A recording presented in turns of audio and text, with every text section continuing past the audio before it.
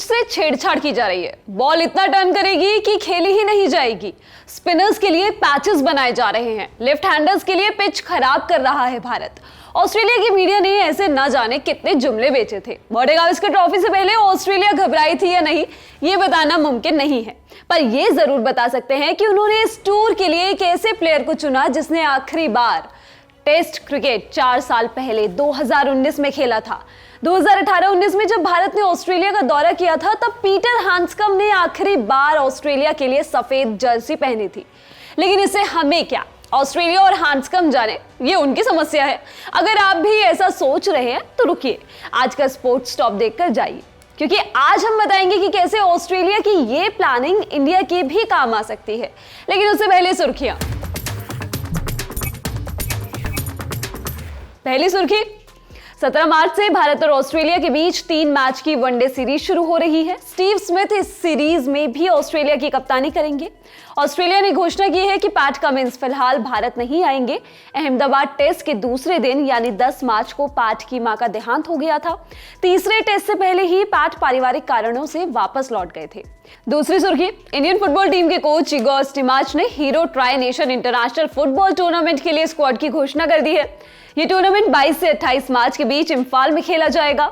भारत के साथ इस टूर्नामेंट में म्यांमार और किर्गिज रिपब्लिक हिस्सा लेंगे। स्क्वाड में रोहित कुमार, पूर्वा लचिनपा, ऋत्विक दास और मेहताब सिंह जैसे नए प्लेयर्स को मौका दिया गया है। स्टिमाच ने 11 प्लेयर्स को रिजर्व लिस्ट के लिए भी चुना है।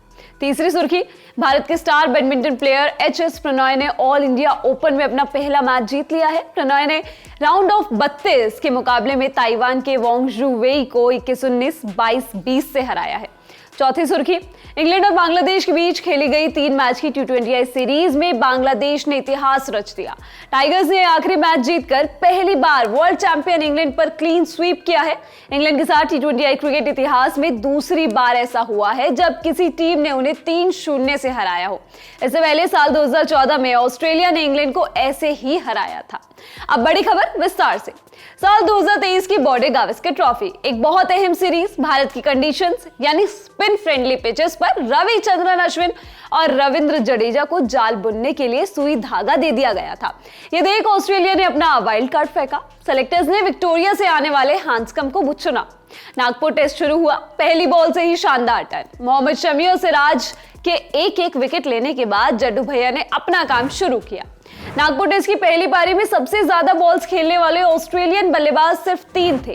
स्टीव स्मिथ 107 गेंदें, मानस लाबुशेन 123 और पीटर हैंड्सकम्ब 84 गेंद। हैंड्सकम्ब 31 रन की पारी खेल जड्डू की बॉल पर LBW हुए, पर ऑस्ट्रेलिया का फैसला सही था। जो शको शुबा रही होगी वो दिल्ली में साफ हो गई।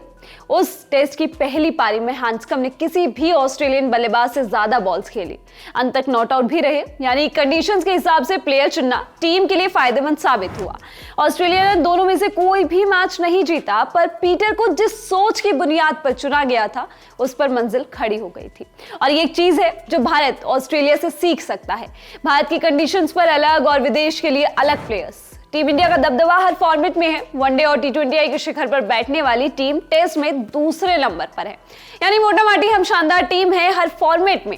हमने हाल ही में वर्ल्ड टेस्ट चैंपियनशिप फाइनल के लिए दोबारा क्वालिफाई कर लिया है। बॉडी गावस्कर सीरीज में कुछ दिक्कतें साफ नजर आई, लेकिन ये दिक्कतें हम चाहते तो आसानी से सुलझा सकते थे। 8, 4, 12, 0, 26 ये स्कोर है भारत के लिए नंबर 5 पर बैटिंग कर रहे बल्लेबाज के। और ये तब जब हमारे डोमेस्टिक सर्किट में एक ऐसा प्लेयर इंतजार कर रहा है जिसने इन्हीं मैदानों पर पिछले कई सालों से बहुत रन कूटे हैं। नाम है Sarfaraz Khan. BCCI selection committee के सदस्य श्रीधरन शरद ने उनकी अनुपस्थिति पर कहा था, वो हमारे रडार पर हैं, सही वक्त पर उन्हें मौके मिलेंगे। हमें टीम को चुनते वक्त कंपोजिशन और बैलेंस जैसी चीजों को ध्यान में रखना होता है।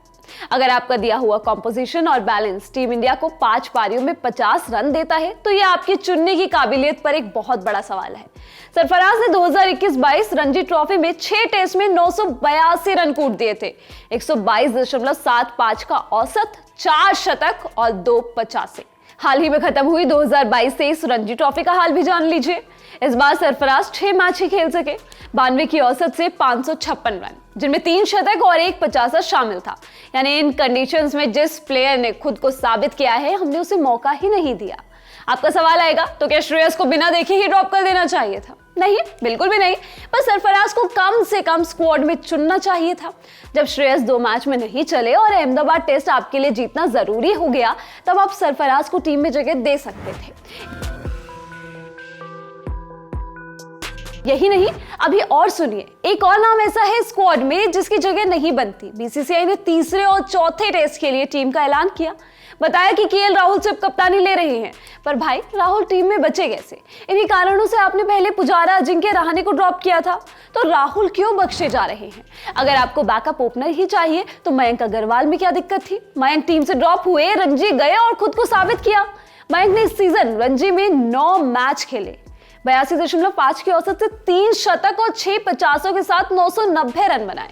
भारत में खेलते हुए मयंक का रिकॉर्ड शानदार है। 9 टेस्ट मैच में मयंक ने 898 रन ठोके हैं। इस दौरान उनका औसत 69.07 का रहा है और इसमें 4 शतक और 1 50 है, यानी कन्वर्जन रेट भी बेहतरीन है। और इसके बावजूद उन्हें बैकअप के लायक भी नहीं माना गया। अब विदेश की बात, हर देश की बात करना संभव नहीं है, तो कुछ अहम देशों का उदाहरण ले लेते हैं। ऑस्ट्रेलिया में अजिंक्य रहाणे का रिकॉर्ड तो अच्छा है, तो ऑस्ट्रेलिया में सीरीज हो और रहाणे डोमेस्टिक सर्किट में रन्स बना रहे हो तो उन्हें कंसीडर करना चाहिए। इनफैक्ट यहां रहाणे से बेहतर सिर्फ विराट और पुजारा के स्टार्ट्स हैं, और गाबा का घमंड भी तो इसी प्लेयर की कप्तानी में टूटा था। तो जो भी कैप्टन हो उसे अच्छे सुझाव भी मिल जाएंगे। आपने टेस्ट और व्हाइट बॉल क्रिकेट के प्लेयर्स को लगभग अलग कर ही लिया है। कुछ प्लेयर्स को कंडीशंस के हिसाब से भी अलग से चुना जा सकता है। अगर इससे टीम का फायदा होता है तो फिर नुकसान किसका है? हम सिर्फ इतना कहना चाहते हैं कि वन साइज फिट्स ऑल वाला कंसेप्ट गलत है। टीम इंडिया जैसी वर्ल्ड क्रिकेट की हैवीवेट पर इसे अप्लाई करना तो और भी गलत है।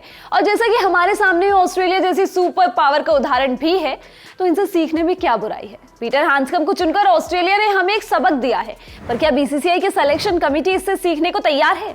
आपकी इस पर क्या राय है? हमें कमेंट्स में बताइए। आपके लिए ये शो लिखा है पुनीत ने। मैं हूं गरिमा। स्पोर्ट्स से जुड़ी ऐसी ही खबरों के लिए आप लोग देखते रहिए ललन टॉप स्पोर्ट्स। शुक्रिया।